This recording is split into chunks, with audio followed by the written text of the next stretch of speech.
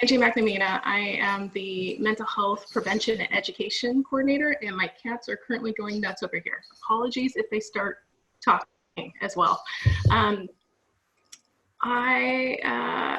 As we go through this presentation, each of our presenters, we have some amazing presenters with us today, will introduce themselves as well.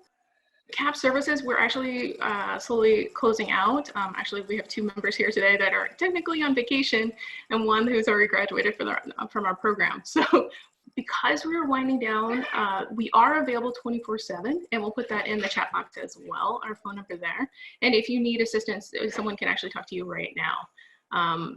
And we will support you and figure out what resources are in your area, and figure out what other ways we can provide services over the summer. We will all definitely, except for Cherie, Cherie's leaving us, but all of us will be there in the fall, and you can reach us through our emails as well, which is available on our CAPS website. We will also be posting a variety of different videos. Dr. Viselli is doing a whole series of videos that she will continue over the summer to post. And of course, we will be posting a variety of different things as things change over the summer. So with that being said, I'm going to pass the mic over to Dr. K to continue a little bit further about some of the different wellness topics that we're gonna cover. Hi again, my name is Dr. Smith Kidkarndee. I am a licensed clinical psychologist. I'm also the assistant director at CAPS. So I want to thank Angie again and everyone who decided to join us today. So with that in mind, I hope that this wellness panel, initially we were planning a very different panel, but as a function of what's been happening as of late, we've decided to modify it quite a bit as a way of providing very concrete tools to help all of us kind of navigate the current environment. So I would like to start off with this quote. I think it's a great way to frame our conversation. Resilience is all about being able to overcome the unexpected. Sustainability is about survival. The goal of resilience is to thrive. And so when we think about resilience, it's a topic that I think can be very helpful to frame our conversation today. It's something that we all have. It's something that we're born with. And I think in situations like this, with all these events, this is something that, of all the things that are out of our control, this is one that we can utilize and continue to promote growth. So what is resilience?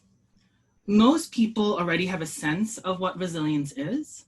In the course of my clinical work, I've asked people in many settings, faculty members, students, clients, patients, etc., as to what they think of when they think of resilience. And they've shared many things. They've shared the ability to bounce back with new skills, the strength to navigate tough situations, to adapt, to function at a high level, the property of resisting stress and shock and maintaining form. This was from an engineer, and the capacity to absorb stress and maintain yourself. Psychologists define resilience as the process of adapting well in the face of adversity, trauma, tragedy, threats, and as well as significant sources of stress. While these adverse events are painful and difficult, they don't have to determine the outcome of your life. There are many aspects of your life you can control, modify, and grow with. So that's the role of resilience. Becoming more resilient not only helps you get through difficult circumstances, it also empowers you to grow and even improve your life along the way. And something to consider, I consider resilience or resiliency or to be resilient as a process that can be developed over time, but it requires intentionality. You can enlarge your capacity for resilience by practicing resilience skills. And these are some of the things that I'll be talking about today. I think all of us will be talking about today. So with that in mind, as we build resilience, health and functioning typically improves. Being resilient doesn't mean that a person won't experience difficulty or stress. People who suffered major adversity or trauma in their lives commonly experience emotional pain and stress. In fact, the road to resilience is likely to involve considerable amount of emotional distress. While certain factors might make some individual more resilient than others, resilience isn't fundamentally a personality trait that some people possess. On the contrary, I consider resilience it involves behaviors, thoughts, actions that anyone can learn and develop. The ability to learn resilience is one reason research has shown that resilience is ordinary. It's not extraordinary, right? We all have it. Like building a muscle, increasing your resilience takes time and it takes intentionality. So as part of this conversation, we'll be focusing on 4 components: connection, wellness, healthy thinking, and meaning, right? These 4 components can help empower us to withstand and learn from difficult and traumatic experiences. So to increase your capacity for resilience, to weather and grow from these difficulties, let's take a look at some of these strategies. So the first component I'll talk about is build your connections, right? Prioritize your relationships. Connecting with empathetic and understanding people can remind you that you're not alone in the midst of difficulties. Focus on finding trustworthy and compassionate individuals who validate your feelings and affirm your humanity, right? The pain of traumatic events can lead some of us, to isolate ourselves. I think in a situation like this, I think it's extremely important when we are unable to, help the self, it might be helpful to accept help and support from others, especially from people you care about, right? So with that in mind, talk to family, talk to friends, give yourself the opportunity to share your thoughts and feelings in a very authentic and meaningful way, especially with those that are closest to you. Something concrete to do would be to kind of join a group or a supportive community. Along with one-on-one relationships, some people find being active in civic groups or faith-based communities or other local organizations provide social support, and it can also help reclaim hope. And hope is a very important part of our process.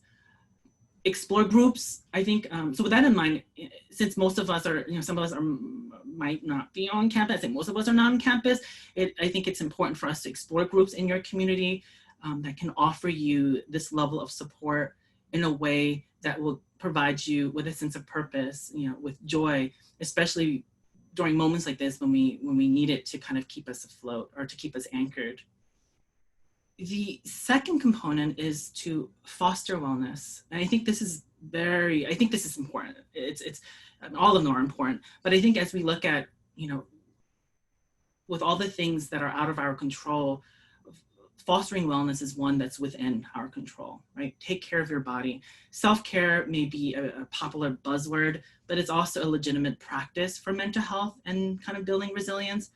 I mean, that's because stress is just as much physical as it is emotional. Promoting positive lifestyle factors, such as like proper nutrition, ample sleep, which my colleague Tamanna will be talking about, hydration and regular exercise can strengthen the body to further adapt and adjust to stress. In addition to that, it'll help reduce the toll of certain emotions from transforming into something that's more chronic, like anxiety or depression, right? So when I say something more chronic like anxiety or depression, there's a distinction I'm making between feeling anxious and feeling sad, right? Discharge energy, right? Find ways to exert physical energy. With all the things that are happening, we're feeling a lot of tension.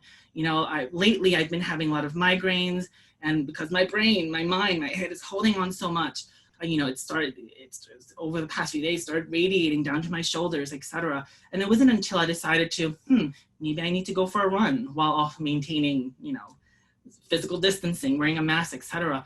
And after doing that, it gave me the opportunity to really discharge some of the tension, to discharge some of my intense anger and frustration in a very physical way, in a very constructive, workable way.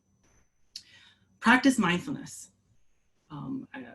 Priya will be talking about some mindful journaling, so I won't say much about that, but mindful journaling, yoga, and other spiritual practices like prayer and meditation can also help people build connections as well as restore hope. Here's hope again. Hope is extremely important. This can prime individuals to deal with situations that require resilience. Personally, as I think of mindfulness, I think of taking, what I've been doing as of late is taking mindful pauses throughout the day. And while I'm pausing, I try to think about questions that can help remind, as reminders of what I might need to do, questions that can help pull me in a direction that will allow me to thrive in a way that will be most workable and most sustainable. So I think I've shared these 6 questions before, but I'll share it with all of you today. So these are my daily 6 kind of gratitude set of questions. So my first question would be, is what am I grateful for today? Who am I checking in on or connecting with today? What expectations of normal am I letting go of today? How am I getting outside today? How am I moving my body today? And then lastly, what beauty am I either creating, cultivating, or inviting in today? So these 6 questions, I find them to be extremely helpful, especially when I'm feeling quite overwhelmed or feeling as if I'm kind of not in control or feeling helpless. It's a great way to remind myself, wait a second, there are things I can do, there are things that can help me anchor. And right now, I think with what's happening, throwing emotional anchors can be extremely workable. Mindful isolation is something to consider too. It's very different from just isolating. Mindful isolation is very intentional. It's essentially disconnecting from triggering interactions, people, events, situations that might elicit the sympathetic nervous system, the fight or flight response, right? Which leads us into the taking social media breaks, right? Social media right now can be full with images and videos that can really take a toll on your mental health. So something to consider, put down your phone, turn off the TV, shut down your computer, especially when you start getting overwhelmed, right? The last bullet on here would be avoid negative outlets. And I kind of frame it as AKA positive coping skills with negative consequences. Right? We want to focus on positive coping skills with positive consequences, but let me talk a bit more about avoid negative outlets. It may be tempting to mask some of our kind of pain and suffering with alcohol, drugs, or any other recreational drug use, and many other unhelpful means. But I think it's a metaphor I tend to think of would be, think about it like putting a bandage or a Band-Aid on a deep wound. Right? It doesn't allow for the body to heal in a way that will be most workable. So something to consider would be to focus instead on finding ways to give your body sustainable resources to help manage the stress, rather than seeking ways to eliminate the feeling of stress altogether. I think stress in an intentional way can be extremely helpful. It can help us indicate when, and how to kind of engage in some of these tools. It's a great way to kind of set your own personal boundaries and limits about how much stress we can take on before it transforms into distress. Find meaning and purpose. Purpose refers to what one determines to do and goals one intends to accomplish. And then with meaning, it implies that one's purposes, actions, or experiences are worthwhile and significant to the individual. So let's start with the first one, help others. When you volunteer or simply support a friend or colleague in their own time of need, you can garner a sense of purpose, foster self-worth, connect with other people and physically help others, all of which can empower you to grow in resilience. Be proactive. It's helpful to acknowledge and accept your emotions during hard times, but it's also important to help to foster kind of your own kind of self-discovery. A question that I'll share with you that can be quite impactful, especially when you're trying to foster this level of self-discovery, would be, what can I do about a problem in my life, right? It's one of those where it really allows a very concrete perspective on how to move in a way that would be aligned with your values, while also assessing kind of your own resources. Because if sure, your values are solid, but you lack limited resources, it doesn't create a narrative that will allow you to be, are allowed to be most workable and more sustainable, right? So if a problem seems too big to tackle, something to consider is to break them down into manageable parts, seek support when necessary or as needed, right? Something to consider too is that taking initiative will remind you that you can muster motivation and purpose even during stressful periods of your life.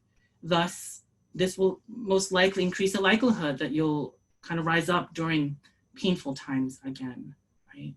Moving towards your goals, right? Develop some realistic goals and do something regularly, even if it seems like a small accomplishment, right? This will enable you to move toward the things you want to accomplish.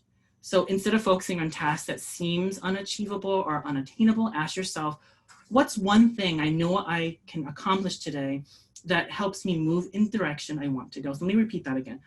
What's one thing I know I can accomplish today that helps me move in the direction I want to go, right? So you're talking about movement, you're talking about the initiative to move, you're talking about the direction, which we're talking, we're thinking about our set of values. And then also it gives us the opportunity again to reassess our resources. And lastly, look for opportunities for self-discovery. And I kind of mentioned that construct already.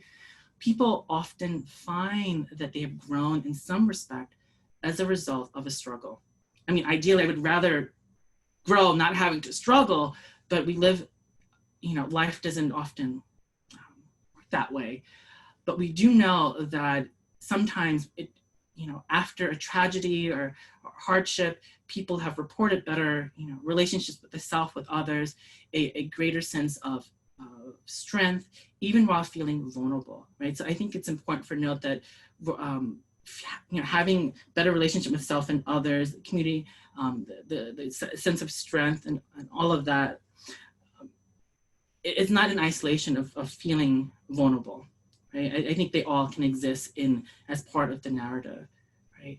So with that in mind, let's take the last component, which is embracing constructive thinking, keeping things in perspective.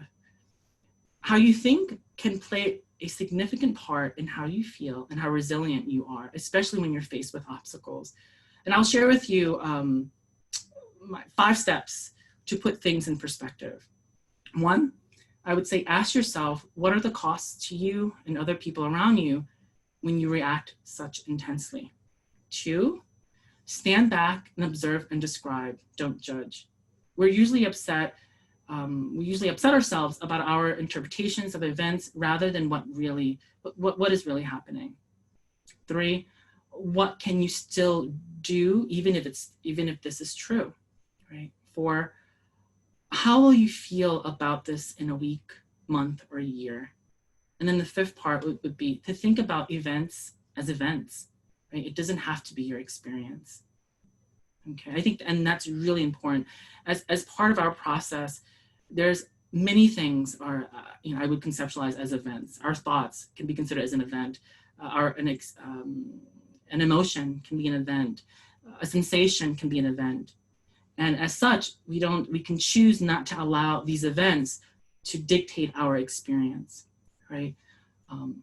Accept change. Accept that change is part of life. Certain goals or ideas may no longer be attainable as a result of some of these adverse situations. I think part of it is that accepting circumstances that cannot change can somehow also allow us to focus on things that we can alter, or things that we can modify, right? And then moving along to maintain a hopeful outlook. And again, this is extremely, extremely important. I know it is hard to be positive, to be optimistic, to be, to think with joy and happiness when life is giving you in this moment nothing but disappointment, negativity, and pain. What I do know, based on my own personal interactions with the world and with clients and with students, and just as McNair fellows, as scholars, we're researchers, and we know that according to some of the data, an optimistic outlook can empower us to expect that good things will happen, right? So something to do from a very cognitive standpoint would be try visualizing what you want rather than worrying about what you fear. And that's important. Try, visualizing what you want rather than worrying about what you fear. Along the way, it's also important to be intentional and mindful and notice some of the subtle ways in which you start to feel better. And when you are starting to feel better, make sure that you give yourself the permission to internalize all of that, especially when you're dealing with difficult situations. There are things that are happening outside of us that should really stay outside of us. It should stay external. We can choose to treat them as events and not take them in. Lastly, learn from your past. By looking back at who and what was helpful in previous times of distress, you may discover how you can respond constructively, effectively, in a very sustainable way in dealing with difficult situations. Again, remind yourself of where you've been to find strength, and then ask yourself what you've learned from those moments. Okay. So with that in mind, to do a quick summary before I pass the mic over to my colleague Tamanna. So something to consider as I think about resilience. Think about it as a house, right? There are parts of the house that we need for it to stand up strong to weather weather, right? In this case, for us, is the emotional hurricane that we're all kind of dealing with right now. So 1, take care of yourself and allow others to take care of you. 2, active problem solving by creating achievable goals. 3, create meaning and purpose, again, by exploring your values. 4, seek social support from family and friends, which my colleague Priya will talk about. And then 5, maintain a positive outlook even when things are challenging, right? These are all the components of creating your house of resilience. And it's something that we all can actively work on in the midst of all of this, okay? Now, just so you know, this was just a primer to kind of Resiliency 101. So for those of you who are interested in learning more on like diving deeper in some of these parts, please let me know, send me a text via the chat box or send me an email. And this is something I'm hoping to develop for the fall semester. So let me know if this is something you're interested in, and then we can take it from there, okay? So on that note, I'll pass the mic over to Tamanna to talk more about foster wellness, in this case, sleep for self-care.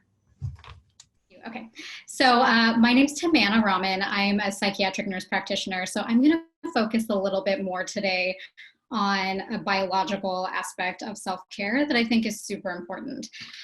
Sleep is one of the few things, along with food and water, that as human beings we actually need to survive. And it's also critical to a lot of our higher level functionings. And I think one of the really important parts of resilience, especially in times of any kind of stress or turmoil. Why is sleep so important? Sleep, as you may know a lot of these things already, but I'm just going to kind of bullet point why I think that the most important parts of sleep is such an important focus of self-care. So sleep is the most important regulator of mood. A lot of times when we're feeling anxious or depressed, we might notice that sleep is the first thing to kind of go awry, but it kind of works the other way as well. If we're not getting enough sleep, very quickly it can lead to anxiety, low mood, irritability, which can have effects on our relationships, low energy. So really critical to all of our functioning. Crucial to cognitive function and productivity. So as students, that's especially important. We all know that if you don't get good sleep, it's really hard to think straight. It's hard to pay attention. It's hard to remember things, to get what you need to done. But with chronic kind of sleep deprivation, which is really common for a lot of college students, that can really have kind of more long-term impacts too. Sleep facilitates learning. So memory is actually consolidated while we sleep. So you might have actually noticed in the past, if you stay up all night to, say, cram for an exam, you're actually much less likely to do well on the exam in the morning than if you, say, give yourself at least 4 or 5 hours of sleep in between, because that's actually the time when your brain is processing all those things that you were trying to learn and moving that from information you're taking in to memory and knowledge that you actually know. It's critical for proper immune system function, so to stay strong and healthy right now, especially getting good sleep is important. And it also regulates the hormones that balance our appetite. So reduced sleep and not getting healthy and the right type of sleep can lead to overeating, cravings for unhealthy food. So basically it just affects all of our functioning. So I left the slide in for any of you guys who might want to like nerd out with it later, but I'm going to skip this right now because I'm just going to focus more on like the core techniques. During the pandemic, during quarantine, being isolated has a lot of its own sleep issues that come along with it.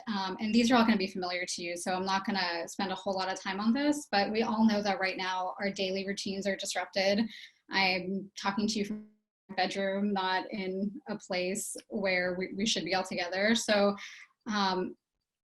it's really something where our daily routines and our sleep-wake cycles have been completely thrown awry. People are oversleeping, we're getting less sleep, we're getting less exercise, we're on screens a lot. So these are kind of the issues that are coming up.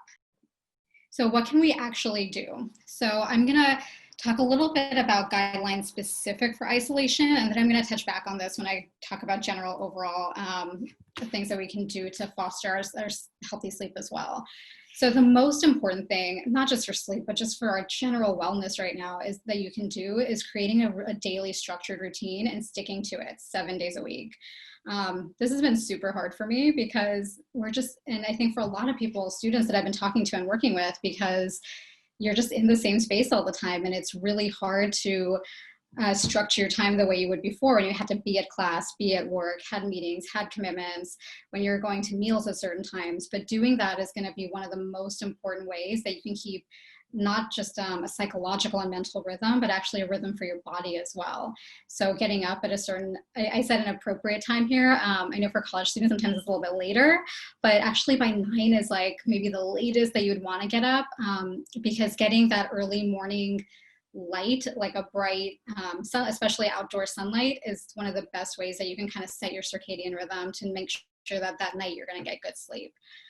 Not sleeping too much is also really important. A lot of students I've talked to have told me that they're oversleeping, and that's been a kind of a problem. And it's a way to avoid some stressors, but that can actually mess up your sleep and just like your general resilience and mental wellness quite a bit. Making time every day to get outdoors is crucial. And then exercising. So if you already have a type of exercise you like to do, great. But if not, even just walking outside for, say, 10 minutes a few times a day, 15 minutes twice a day, that's enough to kind of give your body what it needs to regulate your sleep patterns.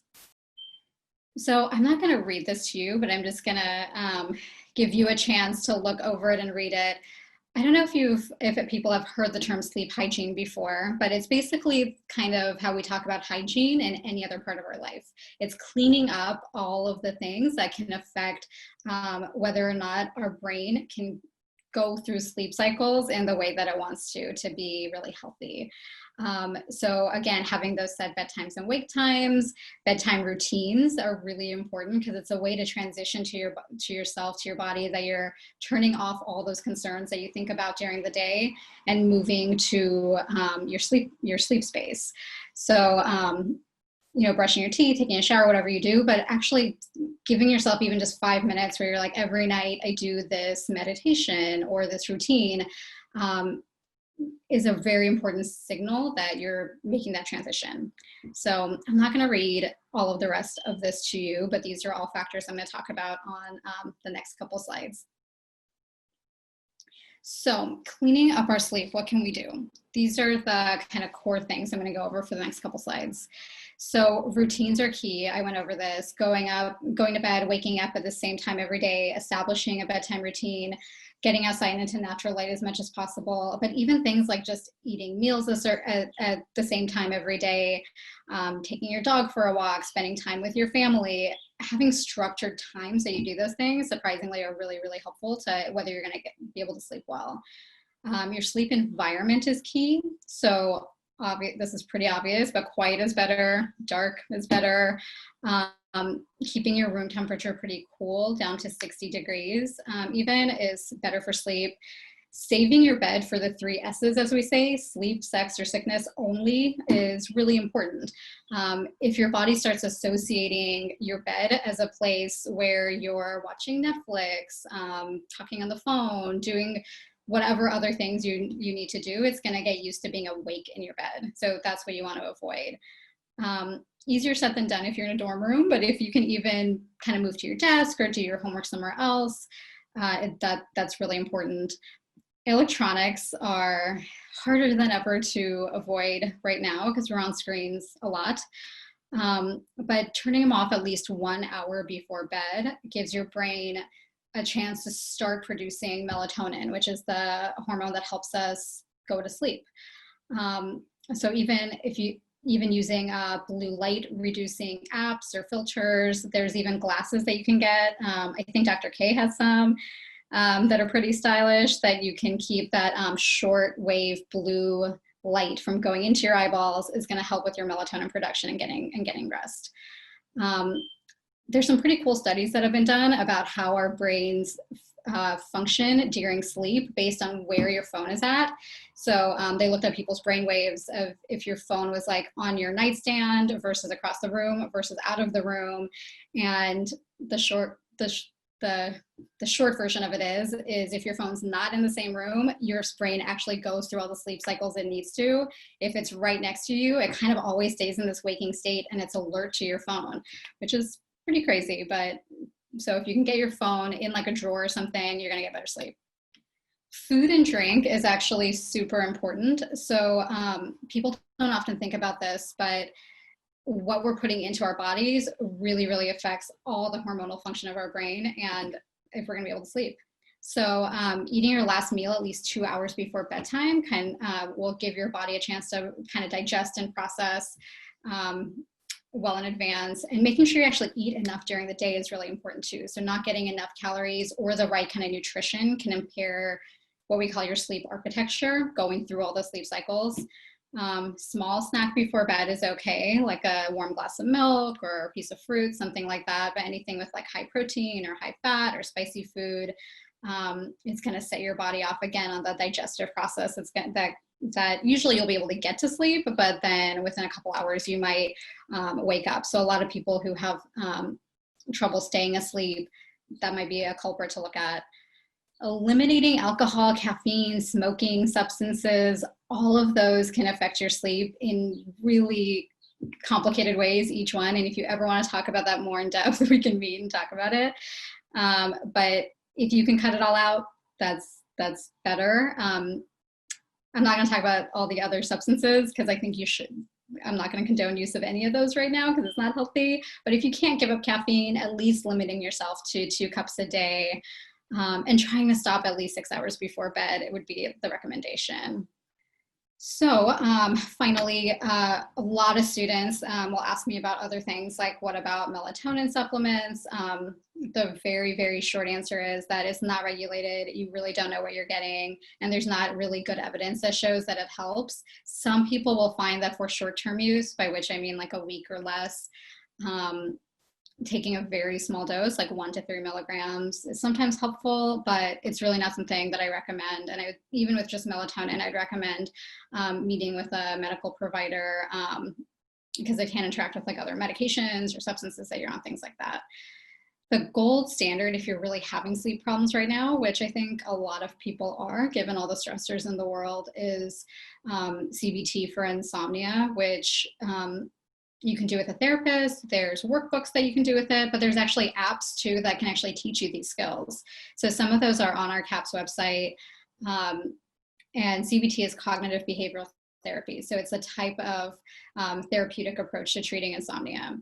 And then I just listed a few other things that you can use here to try to treat insomnia, but if you're really struggling with it, you can reach out to our on-call line like we talked about and see if we can help you connect with resources in your area to work with somebody. And during the school year, you can meet with me, you can meet with our therapist, and this is something that we can go in a lot more in depth to sort of help you. Okay, so these are a few places that you can start if you want to delve into this more. And I just really can't stress how important it is right now to focus on these really basic elements of self-care, like sleep, like nutrition, like exercise, because that's going to be your foundation for everything else that you want to do in the world. To that end, I'm going to hand the mic over to Sri, who's going to talk a little bit about imposter syndrome, and she'll explain what that is.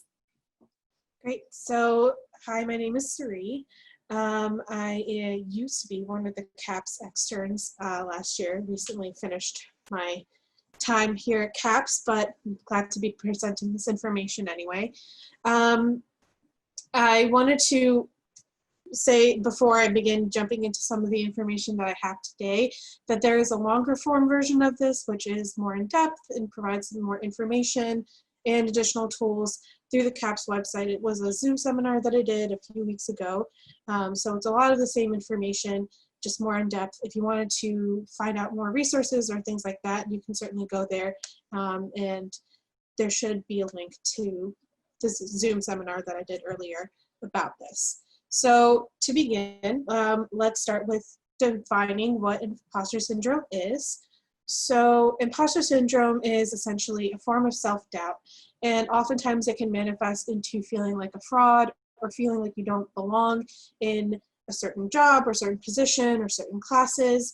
Oftentimes you might find yourself feeling worried that other people will find out that you don't truly belong there or that you're not supposed to be there. And ultimately it can lead to a lot of feelings of difficulty internalizing your own accomplishments. And something that can be tricky with this is that it's not very openly discussed. So that can continue to kind of perpetuate the cycle or perpetuate these feelings because, again, you're not talking about it and you can't necessarily see how many other people are going through similar things. So how can imposter syndrome manifest? So I have a few different roles that people can kind of take on or fall into, and just pay attention if you feel like one of these or more than one of these sounds familiar to you or resonates with you. I know certainly some of them do to me as well. So the first is perfectionists. So people who fall into this role often set really high expectations for themselves and then tend to feel like a failure if they don't achieve everything that they had hoped to do, again, which is already at this like very high bar. The second role, which is something that I personally resonates with me, is experts, and they often feel like they need to know everything about a certain topic or a certain field before starting a project or making decisions about certain things that they want to do with their career. And this can also kind of manifest in difficulty in applying for jobs if you don't feel like you meet 100% of the criteria in a job listing or an internship listing. Oftentimes experts won't even apply to positions where they might have gotten it if they had applied. The third role is natural geniuses. So people who fall into this role might have been praised for being smart when they were children or really placed an emphasis on smartness in terms of how they got to where they are. So once they reach a difficult task or a difficult concept to understand, they might start to question if they are smart or question that aspect of their identity. And something that's important to note with this is that it can be kind of difficult to transition between different levels of education. So for example, if you are in high school and going into college, or college going into like undergrad going into grad school, sometimes people find that those transitions are quite difficult because what is essentially happening is now you're being grouped with a smaller number of people and people who are kind of on your same ability level, and it's hard to judge how well you're doing if you're used to comparing yourself to your peers. The fourth role is soloists, and these people who fall into these roles often feel like they need to do everything by themselves, and often find that asking for help is difficult because it might be a sign of weakness. And then finally, the last is superheroes, who often feel like they need to work harder than everyone else in order to prove their self-worth. This is kind of the opposite of people who might have been praised for being smart as children. think that there's this idea sometimes where hard work will get you anywhere, and if you're not getting where you want to be, then you need to work harder. That can be, hard work is certainly important, but it can also be kind of tricky because everyone has their certain strengths, everyone has their limitations, or kind of the end point of where their natural abilities are, and going beyond that is really just stretching yourself too thin, or trying to push yourself further than what you can really accomplish realistically. So remember that these roles are things that we might take on. They're not necessarily things that are set in stone. I think that it's important to note that oftentimes those roles that are developed, they kind of start with the intention of helping us. Those are strategies that we might have used in order to get to where we are today. So they're not inherently good or bad. It's just things that we need to be mindful of in terms of whether they're being helpful or perpetuating these feelings of imposter syndrome. So what helps with imposter syndrome? I will go over 4 different things that can help, along with a little worksheet that I'll go through in a minute. So the first thing that I've listed here is mentorship. So connecting with other people who are in a specific field or have taken a specific career path that you're interested in can be really helpful, because you can talk about the unique experiences that come along with pursuing a certain field. And this is especially true if you have a minority identity and you have a mentor who shares your minority identity or shares your identity status in some way, because not only are you able to talk to someone that is going through a lot of the same things that you are and is able to help you navigate the unique challenges or barriers that you might face when entering certain fields, but you're also talking to someone who gets it. You don't need to explain yourself or start from scratch or things like that. You're talking to someone who understands that experience because that's something that they've been through as well. Another thing with mentorship is that it can be helpful to mentor others. And this might seem a little counterintuitive when you're thinking about imposter syndrome, but when you're mentoring another person, you really have to think critically and objectively about the steps that you've taken, the things that you've done to help get you where you are in order for you to teach it to someone else or tell someone else about it. So that can be something that helps too. The second thing is to let go of the idea of perfect. So you can start to recognize when thoughts that are related to imposter syndrome come up, and start to counter them with statements that are realistic but positive, or find a way to counter them in a way that's more growth driven. And like I said in the webinar, I go a bit more into detail about how you might do that. So if you're interested in figuring that out, you can certainly check that out as well. Another thing that helps with this is to imagine imposter syndrome as another person. So if someone was sitting in front of you and telling you all these really awful things about yourself, like you don't really belong here, or you're only here because you're lucky, or something like that, you probably wouldn't just sit there and keep listening to it. You'd probably remove yourself from the situation or get away from that person. So sometimes imagining that the script is coming from another person instead of an internal monologue can be helpful in taking a step back from some of those thoughts. The third thing is to remember what you do well. So you can certainly keep a physical list of things that you've accomplished, or have a little list of them in your notes app on your phone, or it could even be a mental list, that's fine too. Being able to reflect on the things that you have accomplished, even though it might feel a little bit corny or a little bit forced at first, can be really helpful in terms of challenging some of these ideas that come along with imposter syndrome. And I'll talk a little bit about the worksheet in a minute, but the last point that I have here is to talk to other people. Talk to your friends, your family, mentors, peers, professors, advisors, anyone like that. You might be surprised at how many people have experienced this same feeling or have gone through some of these same experiences, especially since if you haven't talked about it, you might not recognize how many other people are going through a similar situation. So like I said, I'm going to be talking about a worksheet that I think has been particularly helpful in terms of reframing some of those things.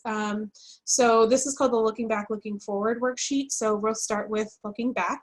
And this side of the worksheet is essentially helps us to focus on the things that have gone well in the past. I think especially as someone who is, as people who are kind of high achieving and have these goals that we've set for ourselves, especially in terms of our career, our academic goals, it's easy to focus on all of the things that we need to change in order to get better. or mistakes that went wrong so that we can fix them in the future. But it's also important for us to reflect on the things that have gone well.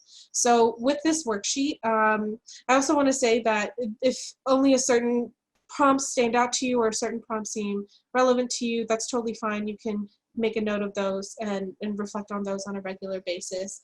But you'll start with choosing a time frame. So in this particular example I chose last week, I would recommend using at least a week to look back on, because some of these prompts require a bit of a span of time for you to reflect on. So I would choose at least a week. So in this example, I chose last week. And the first prompt here that I have listed is list your accomplishments within this time frame, even if they seem minor.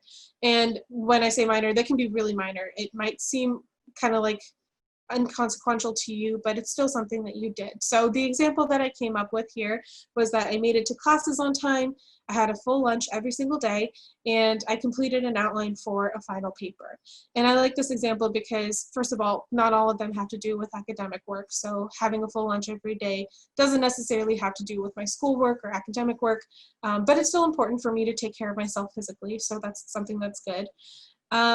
And then even with the examples that I gave for that are more related to schoolwork, completing a final paper or completing an outline for a final paper, I like this example particularly because it reflects on the steps forward that you need to do in order to get to the place where you're done with this paper. So you might not be done with the paper completely yet, but you did the outline, which is an important step, and it's still progress and it's still moving forward.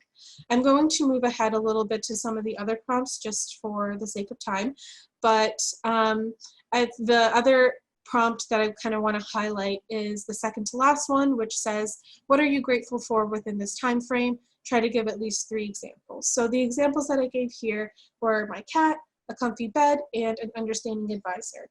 And again, only one of these has to do with school or my academic work, an understanding advisor.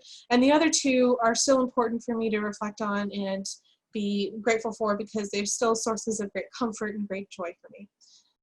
In a similar vein, this portion of the worksheet is called Looking Forward. And this aims to create an ideal future for yourself or to imagine an ideal future for yourself. And again, you're going to start with picking a certain time frame. So in this example, I gave the time frame of next month.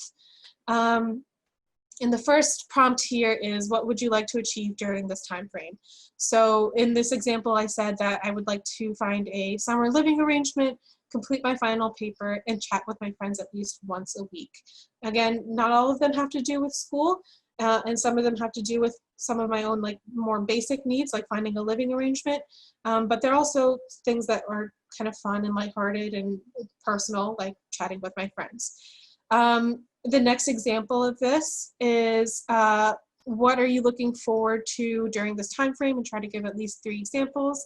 So some of the examples that I came up with was keeping in touch with my friends, being done with the semester, and warm weather. So in this example, I like that not all of these things are necessarily within my control, like warm weather. The weather, I don't have control of the weather, but it's something that I'm still looking forward to because it's going to be the summertime. And again, you can also focus on some more personal things like being able to stay in touch with your friends.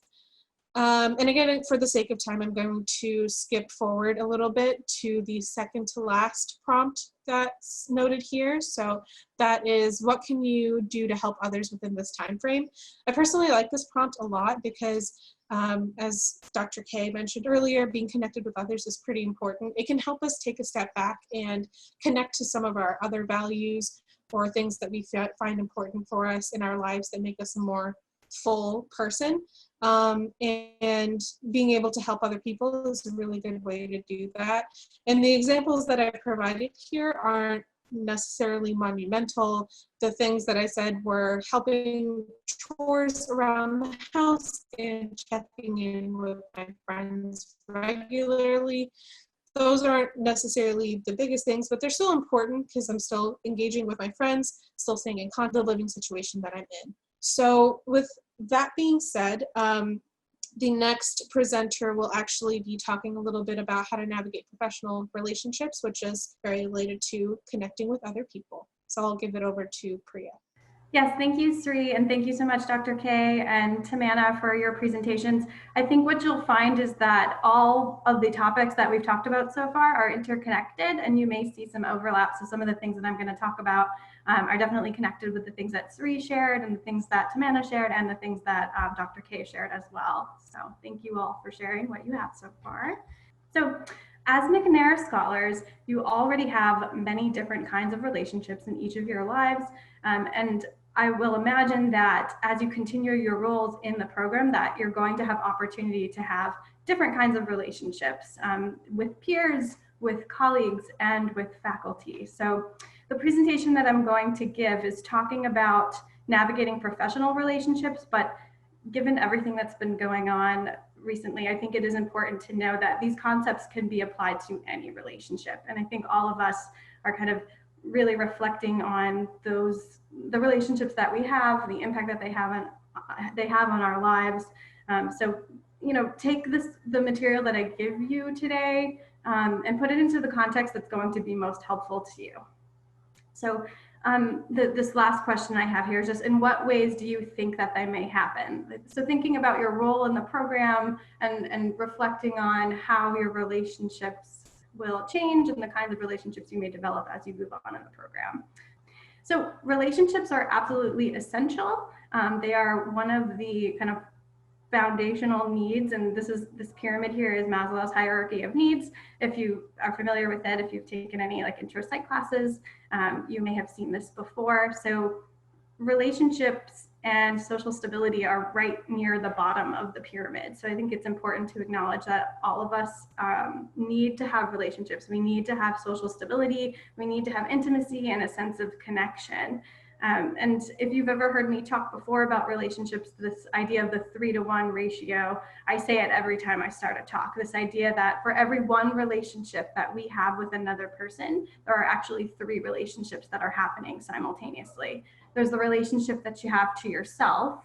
There's the relationship that you have with the relationship the other person has with themselves, and then the relationship that y'all have together. And so all 3 of those relationships have to be nurtured in order to have a fulfilling relationship overall. And so what I'm going to talk about today is some strategies that you can use to help make that happen. So the relationship pillars: trust.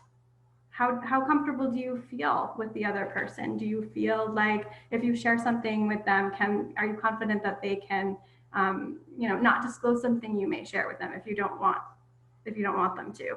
How are you able to share ideas with each other? Do you communicate in a way that's workable for both of you? Do you feel like your values are acknowledged in the relationship? Do you feel respected? And do you feel like the aspects of that you share with the other person, that there's consent there? Are you engaging in the relationship the way that you want to? Do you want to be a part of it? So trust, communication, respect, and consent are the 4 pillars of relationships, and they all really must be present to have a balanced relationship with another person. What they look and feel like can vary depending on the nature of a relationship. So what trust and communication looks like with your best friend may be very different than what it will look like with a colleague or with a faculty member or with someone that you may be working with in the McNair program.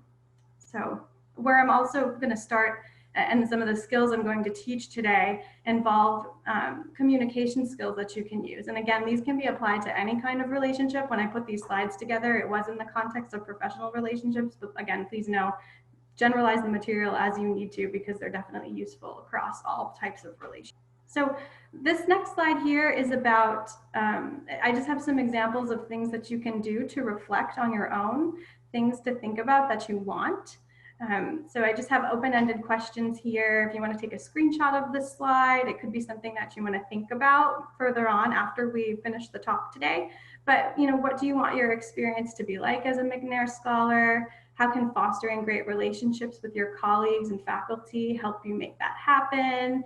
Again, thinking about some of the things my colleagues have already shared today, this idea of making community, connecting with others, having conversations.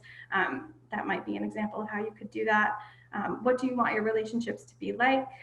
And then if you're having trouble figuring out what you're wanting in your relationships, it is very important to reflect. Again, nurturing not only your relationship with others, but also the relationship with yourself, and having some time to reflect on what it is that you're wanting in both aspects is going to be extremely important. We all have very different ways of communicating. Some of us are very verbal. I know for me, I can talk and talk and talk. I'm a talker. Well, as other people, maybe talking it out isn't really feeling the best. Maybe you're more of a visual communicator. Maybe you're more about numbers, right? So in a moment, when I move to the next slide, I do have some examples of different ways that one can go about reflecting on the kinds of relationships they want, or how they're feeling about the relationship they have with themselves too. So it's just important, as you do this reflecting, that you do it in a way that feels the best to you. So thinking about how you best communicate and then using that to your advantage. So here's a few different examples of ways in which you could reflect on your relationships, or really on anything, but for the sake of my talk, I'm talking about relationships. So the first one on the left is a vision board. So this is very, you know, the person who created this vision board used a lot of words, but it is also in the title itself, it's a vision board. It's visual, there's a lot of colors. You can make vision boards in person. You could get paper and magazine clippings, and you could literally tape it up on your wall somewhere and look at it. It could be like this example here where there's lots of words, or it can also be images, pictures. It can be just a string of ideas. It could be an assignment that you're thinking about.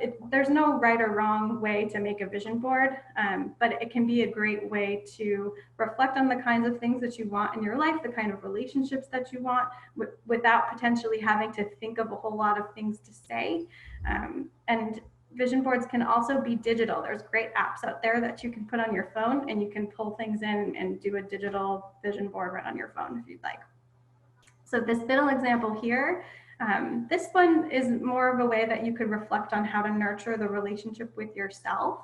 And this is just a written exercise that you could do. So if you're more of a writer, or you're more of a talker like me, something like this might be really helpful to you, thinking about things that have happened over the course of the month. This reminds me a bit of Sri's exercise about looking back, right? And thinking about the things that have happened to you in the course of, you know, a little bit ago. So this is a great exercise. And then the one furthest to the right, this is more, when I look at it, I know you all are scientists or researchers. This really stood out to me as something that might be useful if you just don't want to do a whole lot of writing or use a whole lot of words or pictures, but it looks like a graph, right? You're using colors, time, and date, and you're reflecting on how you're feeling using colors. And so when this person, you know, it's not finished yet, but when they finish it, they'll have this really colorful representation of what they're feeling, what they're wanting. So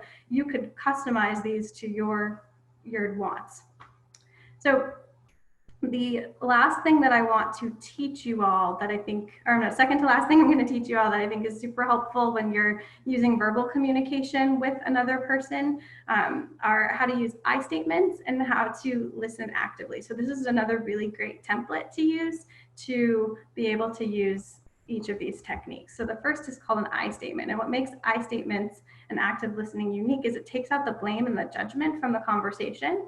And it's very easy to do. You can use the template and fill it in, and you'll see it's very different than saying, you made me feel this, or why did you do this? It's taking out the accusation, it's taking out judgment, and it's just saying how you feel, what it was that happened, and making a request. And then with active listening, it's listening to what the other person says and providing space for them to say it without having a big reaction to what they're saying, and it's acknowledging what they said. So I'll just read you the examples really quick. So the first one in orange here, the I statement. I felt left out when you didn't get back to me about what happened in the lab. Can you please let me know when things like that happen again? Then we can be on the same page and help each other. I really care about this project. There's no blame in there. There's no judgment. It's just acknowledging how you felt and making a request of the other person. And then the other person, if they were to respond and use active listening, they would say something like this: you sound upset. So they're acknowledging that person one felt upset. You sound upset about what happened because you felt as though I did not include you in what was happening and handled the problem on my own, even though this is our shared project. Next time I will text you and ask you for help. So again, there's no judgment, there's an acknowledgement of how the other person felt, and both people can then feel heard and hopefully move towards what they're ultimately sharing in this is they want to do well in their project. So, and then the last thing I'm going to teach skills-wise is just another way of reflecting on how we talk to each other. So taking a minute to do a quick self-check. The image on the left is like I thought it was a really nice graphic explaining how to really think about what you want to say before you say it. And so, yeah, feel free to take a peek at that. I'm not going to go over it. But the thing I do want to go over is the 4 T's. So thinking about each of these before you engage in a conversation, I think will help to ensure that what you talk about is going to be the most workable and most productive way to have the conversation. So the first one is time. So thinking, is this the best time to do this? Am I feeling good at this time to talk about this? What about the other person? Is this a good time for them? Tone, this is huge. I know for myself, like it's not what you said, it's how you said it, right? So thinking about that when you're having a conversation. Is my tone of voice communicating the message I want it to? Are there emotions I'm feeling that are impacting how I'm expressing myself right now? What is my body communicating? So are you sitting or standing in a very open way? Or are you closed off? How does the space impact my tone? So where are you having the conversation? Like where you're located can make a very difference. Are you in a hallway without any privacy? Are you in an office where you can talk privately? Technique, am I using an I statement or other strategy to communicate right now? Is my statement clear? Am I blaming anyone? Am I being defensive, passive, wishy-washy, assertive, right? Thinking about how you're actually choosing to communicate in the technique. So again, remembering I statements and being reflective and active listening, those are examples of techniques. And then the last one is truth. Is what I'm sharing rooted in my values? Do I feel like what I'm saying communicates my best intentions? Am I striving towards being the best version of myself by communicating this and in this way? So 4 T's can help you really think about what it is you're saying and how to best communicate what's important to you. So the takeaways from my portion of the talk are relationships are essential. Remember the 3-to-1 ratio in communication. Nurture all 3 of those relationships to have a fulfilling relationship with another person. Using vision boards, journaling, I statements, active listening, and remembering the 4 T's. So with all of the stuff that I've shared and my colleagues have shared, if any of this is something that you want more support on, or you're feeling doubtful of how you could use some of these skills or want more support, we have the saying at CAPS, when in doubt, reach out. CAPS is here to support you, and we'll be here when you need us. So I'm gonna hand over the, have Angie take over from here, and thank you so much for listening. I also want to highlight some of the things that we're doing with CAPS at home. So we have quite a few different past webinars that are available through our CAPS at home page. So it's a tab off of our Wesleyan/CAPS page. We also have a variety of different infographics. So we do have one regarding Zoom exhaustion. We have another one regarding long distance relationships. We also have several different blogs created, and one is, and this is just an example, we also have Dr. Viselli, who's doing a variety of different blogs, and so all of those are on our page. They are also available through our Instagram, our Facebook, our Twitter, and our YouTube channel, which are all Wesleyan CAPS. So if you do a search on those, they're easy to locate, and we're also adding that to our website. I appreciate that for allowing us to have this space. And if you need to reach any of us, we are available through email as well. Since we're not in the office, checking the phone's a little bit difficult, but we do have our emails available, and that you can also find on the website. And to find out more information about us as well, our bios are there as well. Thank you so much for joining us today.